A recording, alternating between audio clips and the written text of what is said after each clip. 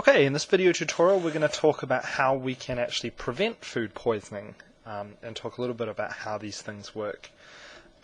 So we'll start off with how to actually prevent it, and then we'll talk also about some ways that we can use to actually preserve food to extend their shelf life and actually make them last longer. So the first part of this, I guess you may have heard of the 4 C's: clean, cook, cover and chill. Are ways to prevent food poisoning or illness at home. So the first one is clean, is making sure hands, cooking utensils, surfaces are clean, using different cutting boards for different cooked and raw products, and keeping the kitchen generally clean. This generally basically reduces the number of bacteria that come in contact with food, especially bad bacteria. So unfortunately, a lot of infections occur by what we call the fecal-oral route, which is as literally as disgusting as it sounds. Essentially, fecal meaning feces or poo, often contains some nasty bacteria. So especially if someone has had a case of food poisoning and they've had diarrhea or something like that, they don't wash their hands properly. It's not as though a piece of feces or something actually ends up in the food, but even if they've washed their hands and they just didn't wash them quite enough, a few of those bacteria might be left on their hands. If they then handle food, those bacteria get into the food and grow. So using washing hands, cleaning surfaces helps to prevent bacteria coming into contact with food in the first place. And one thing that people often don't do so well here, or that they don't really appreciate, is especially when transitioning between raw and cooked foods, or foods that will be cooked versus foods that won't. And so I've mentioned, for instance, when working with chicken, really important, chicken can contain salmonella.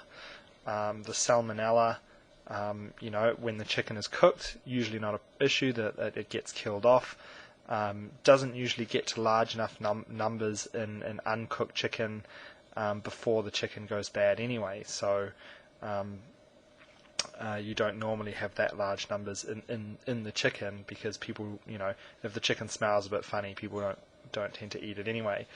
So a lot of people end up getting salmonella poisoning by those bacteria somehow getting in contact with or getting transferred to things like lettuce and salads, coleslaws, ending up in foods that aren't cooked, and eating those, or those are stored improperly and they grow to large numbers in those foods.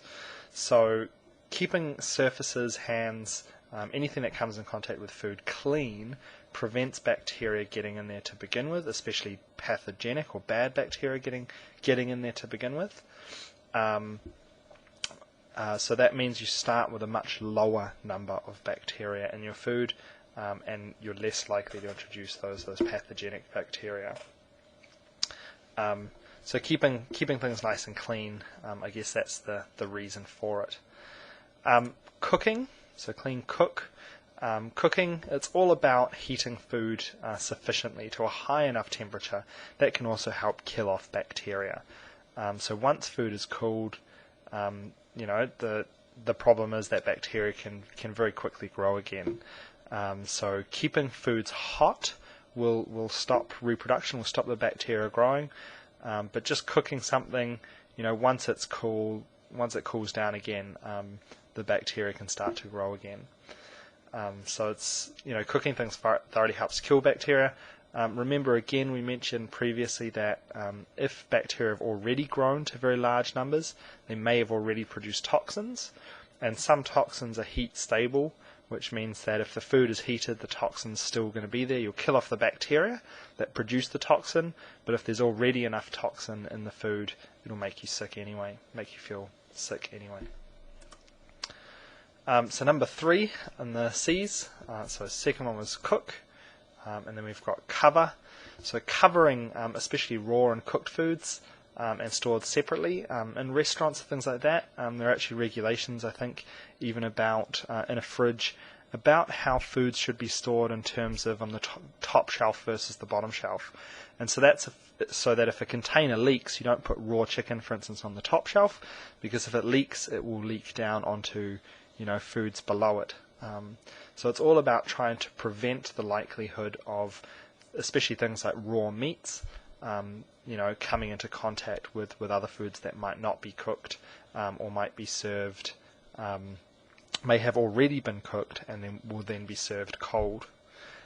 So it's about preventing, some foods will have some bacteria in them, but they'll be cooked and that's fine, whereas other foods are served raw or served cold. So number 4, chill. Foods should be refrigerated below 4 degrees or put in the freezer, and the freezer should be below 0 degrees.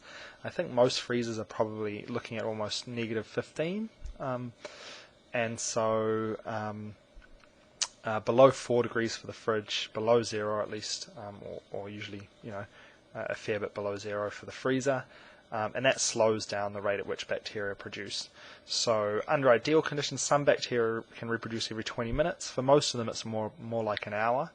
That means that because the numbers can double every 20 minutes to an hour under ideal conditions, that means the numbers can get big pretty quick. But if you reduce the temperature, you significantly reduce the growth rate. So reducing the temperature, I think it's by about 10 to 15 degrees, sort of halves the growth rate. So from room temperature, you can make things last a lot longer by putting them in the fridge. In the freezer, for most bacteria, I think pretty much all bacteria, growth stops. So when it's frozen, growth essentially stops. But when you thaw it again, obviously, the bacteria can start growing again. And a lot of bacteria, or most bacteria, survive the freezing process. So most pathogenic bacteria, most bacteria that cause disease are what we call mesophiles, and that means they grow best at warm temperatures, so between sort of 15 and 40 degrees. And that kind of makes sense because if you think 37 degrees body temperature, sorry, this is degrees Celsius, sorry for you Americans, this is essentially warm around body temperature basically. So meso means middle and phile means to love or like. So these are the bacteria that love growing in warm conditions, mesophiles. And that's essentially why foods never stored or should never be stored at blood temperature. You should never store it at body temperature because that's when we're most likely going to encourage those bad bacteria to grow. So we either want it to be significantly colder than that or significantly hotter. So ways of preserving food, food preservation. So there are several techniques that can be used to preserve food, and each of those techniques can be either slows down the rate of microbial growth, so slows down the speed at which they grow, and we call those bacteriostatic. So bacterio for bacteria, and static means to sort of stay still or slow down. So static usually means still. So bacteriostatic are techniques that slow or stop growth, but don't necessarily actually kill the bacteria. Whereas other methods are actually bactericidal. Bacteria, again, for bactericidal means to kill. So if you think of homicidal as to kill a person, suicidal to kill yourself, bactericidal to kill bacteria. So all of these techniques are either bacteriostatic or bactericidal. So the first one, heating, most bacteria can only tolerate small increases in temperature. Now, normally we can't sterilize food, and that's an important point. To sterilize a surface or a material, you have to heat it to quite high temperatures. I believe it's about 127 degrees or thereabouts. You can look it up.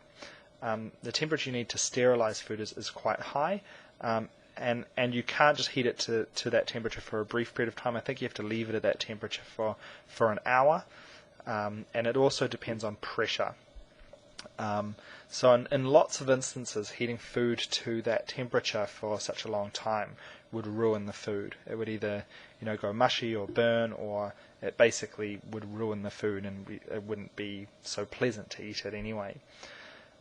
So, for instance, foods like milk are often pasteurized, and that means they're heated to a high enough temperature that it reduces the number of microbes, the bacteria, and often actually also reduces especially those pathogenic ones, but doesn't completely kill off all of them. So heating is a bactericidal, it kills bacteria.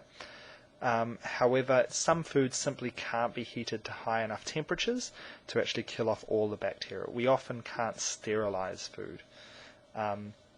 Some foods are sterilized though, so they're heated before, for instance, they're packaged into a can or a vacuum-packed sort of container, and those foods are ones that will have a very long shelf life. So, for instance, our regular milk is pasteurized, so it's heated to a high enough temperature to kill the majority of the bacteria, but not high enough to kill all of them. Whereas you've got the UHT milk, or long life milk. UHT actually stands for ultra high temperature. Has been heated essentially high enough to sterilize it, and that's why it doesn't need to be kept in the fridge, at least not till it's been opened, and it lasts a long time because it's essentially been sterilized before it's been packaged. So the only thing is the heat. Heating it to such a high temperature actually affects the taste of the milk. And if you're like me, I'm not a big fan of UHT or long life milk. It does have a bit of a funny sort of burnt taste to it. Freezing is another method. So freezing, keeping foods in the freezer, that's bacteriostatic. It simply slows or stops the growth. However, once you thaw the food, the bacteria can continue growing. Salting and drying is kind of an interesting one that isn't maybe done quite so much anymore. Salting was traditionally used often to preserve things like fish. So fish were stored in sacks of salt, and the salt essentially has the same effect as drying. It reduces the available water, the water that's available for microbial growth. And you'll know that if, for instance, if you go swimming in the sea, it can often dry out the saltiness can actually dry out your skin.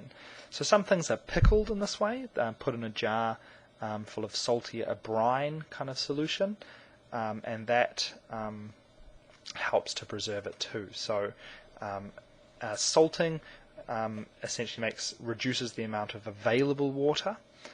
Drying food out literally just removes water, and bacteria and fungi need water to grow. So some fungi can be quite resistant to salting and drying, so some of these things can still go moldy, but it's often actually more the spores that are particularly resistant. And even some bacteria form what are called little bacteriospores. Essentially they make a little capsule around themselves that can sort of lie dormant, and especially these mold spores, so the fungal spores, can do that. So some of these foods, again, if they're wet, if moisture is present, then those spores and things can germinate, and you'll get growth, and it can still spoil. But it's a good way of preserving food. So salting or drying it out definitely helps to preserve food, and that's probably largely bacteriostatic, like slowing growth, because the conditions aren't right to support growth. But it will kill some bacteria too, so you could technically consider that to be bactericidal too. Chemical basically just is adding a preservative. So a lot of foods have preservatives added, chemicals that can be, but some are bacteriostatic, some are bactericidal, some kill the bacteria, that make foods last longer. And a lot of people would think when they hear chemical, they think, oh, that's bad for you. But it can be as simple as, for instance, yogurt. Lactic acid, which is produced by the bacteria in the yogurt, makes the yogurt quite sour or acidic, and that actually helps to prevent other bacteria from growing. So technically you could consider that a preservative.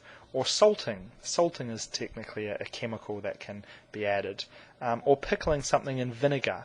Vinegar is quite acidic, so that the acidity of that acts as a preservative too. So there are quite natural preservatives, chemical preservatives too, although there are these days also obviously some chemicals that are produced in the lab or don't occur naturally that can be added as well.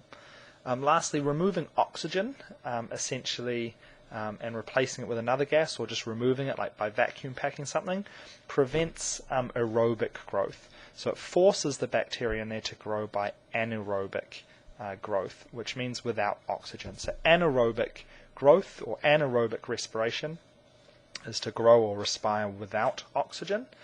And essentially things that grow without oxygen tend to grow more slowly. So this eliminates all those types of bacteria that require oxygen to grow, that are aerobic, that can't carry out anaerobic, don't grow at all. And those that can do either aerobic or anaerobic are forced to go with the anaerobic option, the without oxygen option. And anaerobic respiration basically yields less energy. So as they're breaking down food to release the energy that's stored in it, so that's respiration, doing that without oxygen means you get less energy out of it, so they grow more slowly. So a good example of that is if you've ever been to Subway and had the bag of sliced apple. I think places like McDonald's do it now too. You can get that with a Happy Meal instead of fries, the healthier option. But if you've ever seen these, or even in the supermarket, you can buy them sort of bags of sliced apple. If you've ever looked at them and wondered how they get them to stay that lovely crisp white colour, when at home, if you cut an apple and you leave it out after about 30 minutes, it already starts to go brown. The reason is basically they've replaced the gas inside the bag. So it's not actually, there's no oxygen inside the bag. So it's actually exposure to oxygen that causes the food to brown. It's not bacteria growing or anything, it's too quick for that. But some foods, the exposure to oxygen actually makes them change too. So it's kind of a bonus feature here. Adding another gas makes them last longer, but also prevents the food from going brown. So it's most likely nitrogen that they've filled those bags with, nitrogen gas. So there are some techniques that essentially combine a whole lot of these different ones together. So for instance, canning foods. When you buy canned foods, a lot of canned foods have often been heated to a high temperature to kill off most or even all of the bacteria, and then often preservatives are added, so chemicals may be added to help preserve the food, and then it's put in the can, which effectively is a way of removing oxygen. So you can combine some of these methods, and if you think about some of the foods in the supermarket, think about what sort of strategies they've put in there. So foods might be dried foods, they may have had oxygen removed, they may have had chemicals added, and in a lot of instances it's several of those all together. And these are how we can make food last longer. So cool, I hope you found that helpful.